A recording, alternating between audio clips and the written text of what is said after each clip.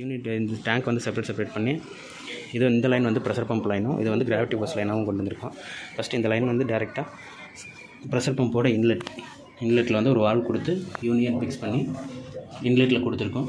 மறுபடியும் இந்த line outlet இருக்கிறதுல ஒரு யூனியன் போட்டு ஒரு வால்வ் வச்சு இந்த லைனை எடுத்துகிட்டு டேரெக்டாக வந்து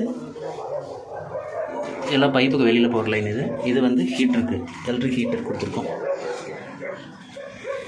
இதில் வந்து ஒரு வால்வ் வச்சு ஒரு NRV போட்டிருக்கோம். இந்த இடத்துல வந்து ஒரு யூனியன் கொடுத்துருக்கோம். இன்லெட் டேங்கோட ஹீட்டருக்கு வந்து இன்லெட் போகுது. ஹாட் வாட்டர் அவுட்லெட் இதில் வந்து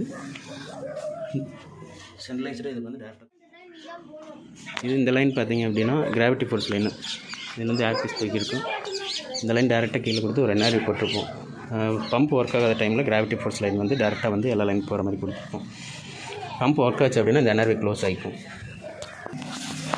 ப்ளஸ் இந்த இடத்துல வந்து ஆல்ரெடி ஒரு ஸ்விட்ச் பாக்ஸ் இருந்தது. அதில் வந்து ஹீட்டருக்கு இருக்க மாதிரி ஒரு 32 amps MCPM ப்ரெஷர் பம்புக்கு தகுந்த மாதிரி ஒரு 6 amps சாக்கெட்ஸ் வச்சுருக்கோம்.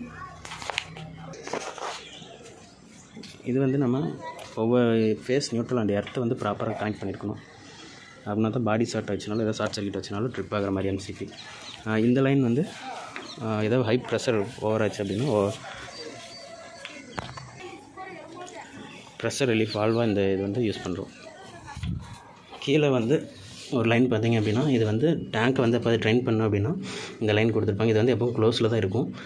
நம்ம வந்து ஓப்பன் பண்ணிட்டு ஒரு வால்வு மேனுவலாக நம்ம வச்சுக்கிறோம். சப்போஸ் இது வந்து ஸ்க்ரூ டைப் மாதிரி இருக்கும், அதனால் இது யூஸ் பண்ண எமர்ஜென்சிக்கு யூஸ் பண்ண முடியாது. அதனால் நம்ம வந்து அதை ஓப்பன் பண்ணிட்டு இந்த இடத்துல ஒரு வால்வு வச்சு க்ளோஸ் பண்ணியிருக்கோம்.